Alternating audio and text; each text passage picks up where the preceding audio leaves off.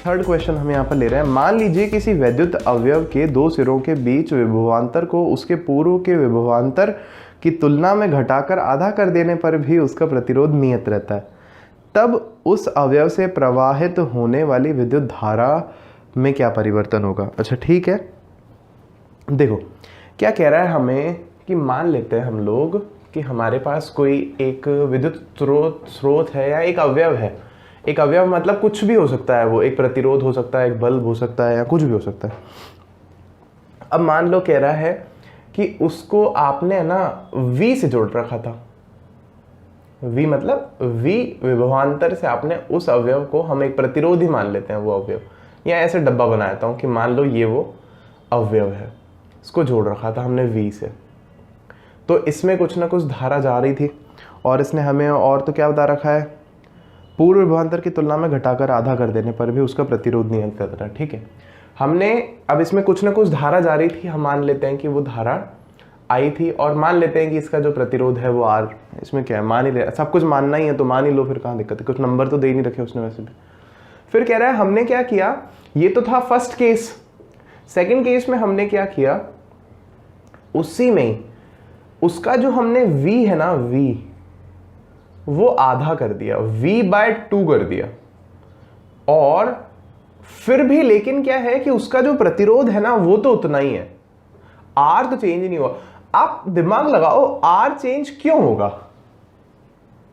मैं तो आपसे लॉजिक लगाने के लिए बोल रहा हूं कि R तो चेंज ही क्यों होगा। जैसे मानो ना, इस बात को समझो, अभी कुछ है नहीं मेरे पास यहाँ कुछ दिखाने के लिए आपको, लेकिन चलो ठीक है, समझो, ऐसे समझो आप। जैसे मान लो ये बल्ब है, AC है, या ये कुछ पंखा उंखा है, कुछ भी है।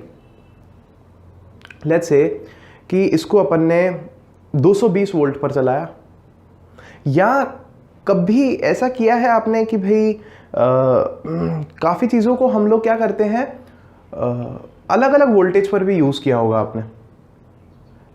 बच्चों वाला एग्जाम्पल देखो ना आप, सेल लो, एक सेल से एक बल्ब जला लो तो वो 1.5 वोल्ट पे जल रहा है। 2 सेल लगा दो 3 वोल्ट पे जल रहा है, 3 लगा दो 4.5 वोल्ट पर जल रहा है। तो आप बैटरी जैसे जैसे बनाते जा रहे हो तो वोल्टेज तो चेंज होता जा रहा है ना। लेकिन मैं आपसे पूछ रहा हूं, जो बल्ब में जो अंदर फिलामेंट लगा हुआ है वो थोड़ी चेंज हो रहा है, तो प्रतिरोध तो उसके कारण है ना। तो प्रतिरोध चेंज नहीं हुआ, आपने विभवांतर को आधा कर दिया, तो अब करंट पर कुछ ना कुछ फर्क पड़ेगा ना भाई। यहां पर ओम का नियम सेटिस्फाई हो रहा है, IR, सही बात है, यहां पर भी होना चाहिए। और आप समझो इस बात को कि अगर V को आपने चेंज किया है तो समझो, देखो इस फॉर्मूला में आपने इस चीज को बदल दोगे अगर आप, तो उसको बैलेंस करने के लिए या तो I बदलेगा या R बदलेगा। R इसने बोल दिया कि बदल नहीं रहा साहब, R आपका कैसा है, फिक्स है, R नहीं बदल रहा। तो इसका क्या मतलब है, फिक्स क्या मतलब है इसका, कौन बदल रहा है, I बदल रहा है। तो बस सिंपल सी बात है, लिखते हैं इसको अपन। तो यहां से देखो अपन इसको ऐसे लिखते हैं कि ठीक है, I बराबर V/R, और यहां पर देखते हैं हम लोग I2 मान लेते हैं एक बार के लिए, और इस विभवांतर को हम एक बार के लिए मान लेते हैं कि ये V2 दे रखा है हमें। V2 बराबर कितना है, V/2, और यहाँ पे I जो है हमारे को वो I2 मान लेते हैं पहले तो अपन, फिर निकाल लेंगे कि वैल्यू कितनी है। ऐसा पहले मान लिया अपन ने, वहां पे 1 तो क्या है ही नहीं कुछ भी, इसको 2 मान लिया अपन ने। R तो सेम ही है, उसने खुद नहीं बोला है। तो I के लिए हमारे पास यहाँ फॉर्मूला क्या हो जाएगा, देखो समझो, I2 बराबर V2/R हो जाएगा ना, यहाँ पे V2/R। तो आप नोटिस करो यहाँ पे V2 है हमारे पास में कितना, V/2। तो यहाँ ऊपर तो लिखोगे आप V/2, नीचे आएगा आपके पास R/1। तो ये जो चीज है आपके पास, इसको आप फर्दर कैसे लिखोगे, V/2 कर दोगे, मल्टीप्लाई इसको कर दोगे 1/R। तो ये आपको मिलेगा, देखो यहां ध्यान से देखो, ये आपको मिलेगा यहाँ पे I2 बराबर V/R, और मैं पिछली वाली बात की तरह ही कर रहा हूं। यहाँ पे क्या कर रहा हूं मैं, 1/2 को जो है अलग लिख रहा हूं, उसमें कोई दिक्कत नहीं होनी चाहिए ना हमें।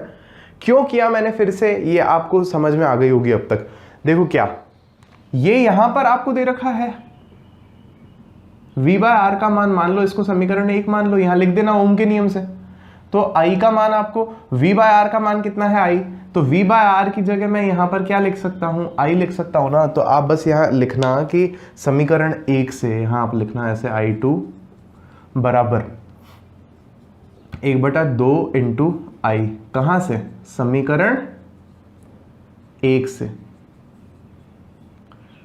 देखो तो ये हो गया I2 बराबर I बाय 2, मतलब करंट जो है वो भी पहले की कितनी हो जाएगी, आधी हो जाएगी। उत्तर आ गया हमारा।